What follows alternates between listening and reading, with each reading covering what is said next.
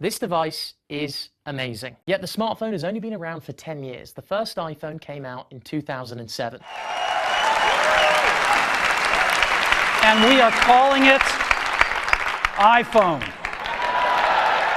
I'm sure you'd agree with me when I say I just couldn't imagine life without it. It has so much capacity to make our lives easier. It allows us to connect with other people and create more opportunities than ever before, whilst we're on the move wherever we are in the world. But we all know we sometimes spend just a little too much time looking down at our screens, and we end up wondering where our day's gone because actually we had some things we needed to do. So today I'm going to hit you with 7 ways you can save a little more time on your smartphone so you can keep the relationship between you and it on good terms.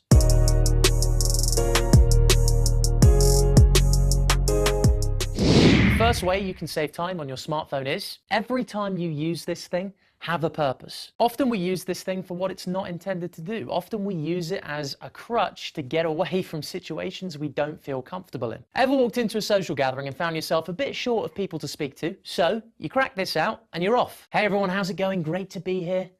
Oh, that's a coincidence, 1,000 WhatsApps. Better get down to answering those. I'm sure you get what I mean, and I've become a lot better at this than I used to be. And the reason for this is, before I open my smartphone, I always ask myself one question, and that is, what is the point of looking at my phone? Here's a good idea. Have a point. And a lot of the time I had nothing urgent on my phone, I just pretended as if I was busy. I know you've done it too. New rule, if you don't have a clear purpose, then you don't have a reason to hit unlock and dive in. Oh, and wasting time or avoiding talking to people in real life is not a purpose.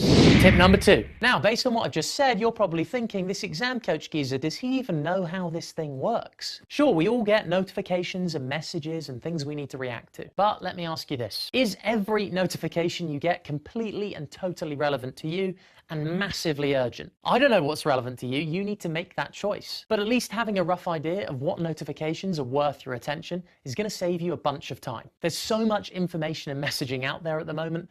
You need to get the balance right between being open-minded, but also having a filter on what you pay attention to. Tip number 3, change your notifications to suit your preferences. Most of you watching this will not go into your settings on your phone after watching this video and start switching things up. You'll be thinking, oh, it's just a little notification.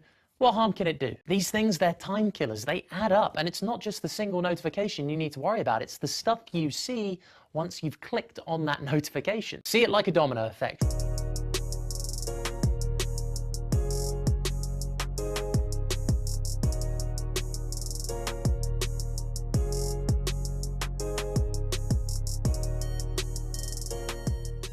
Replying or paying attention to just one notification opens you up to a whole load of fresh, new content, all designed to get you interested. And yeah, the freedom of information at our fingertips is cool, but it's not cool if we need to be spending our time elsewhere focusing on our priorities. Do it now. Switch those notification settings up. Type into YouTube how to change notification settings for the name of your phone and boom, you're done. Decide what you want to let in and what you want to block out. It's personal to you and it should align with what you want to focus on in the next few weeks. Then switch it up again as you rearrange your priorities. As you've probably clocked onto, the 3 tips I just mentioned are all interconnected. Work on all 3 of them and you'll have bucket loads of time flooding back into your day. The 4th way you can save time on your phone is by sticking to the old adage, out of sight, out of mind. I want you to think about the first apps you see once you open your phone. Those apps are going to have the greatest opportunity and potential to take up your time. Figure out which ones you want to give the right to your attention and which ones you'd rather keep out of sight and just search for them using the search bar. And this setup can change throughout the year. Whatever your priorities are, try to set up the apps on your phone to reflect that. Those that assist you in your priority should be most visible. Those that distract you, shift them to the back. Out of sight, out of mind.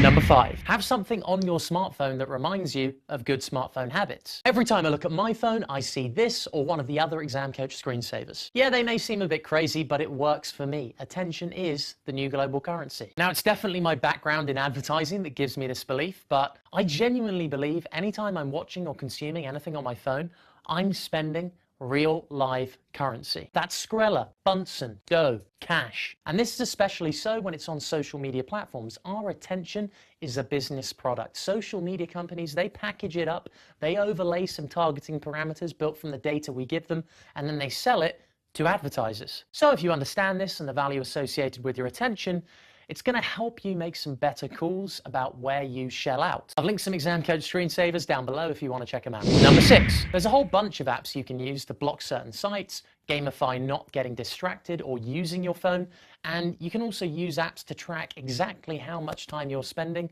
on your phone and the apps within it. I've linked a load of them below. I don't use any of these. Firstly, what does knowing these figures about how much you use a certain app or how much you use your phone actually do to make you save time? In my opinion, it doesn't actually do anything. You just get the numbers. It's like a Snap score or time spent on Instagram. You see them and you're like, cool.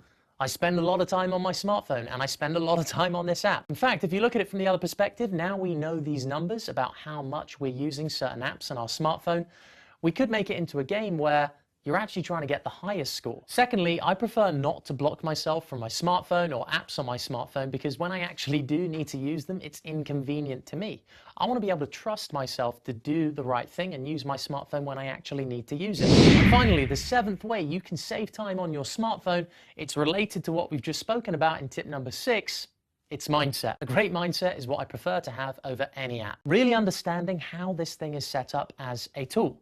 The majority of it is set up and optimized to keep your attention and obviously provide a great user experience. It's having a good understanding of the opportunities the smartphone provides versus the things you just need to be a bit careful of and watch out for. Truly understanding the benefits and risks of using your smartphone is what I'm getting at. If you understand it and keep it in check, you're going to be fine. If you found this video useful, give it a like down below. If you have any questions, stick them in the comments. If you want to see more videos like this, subscribe. I'm checking out.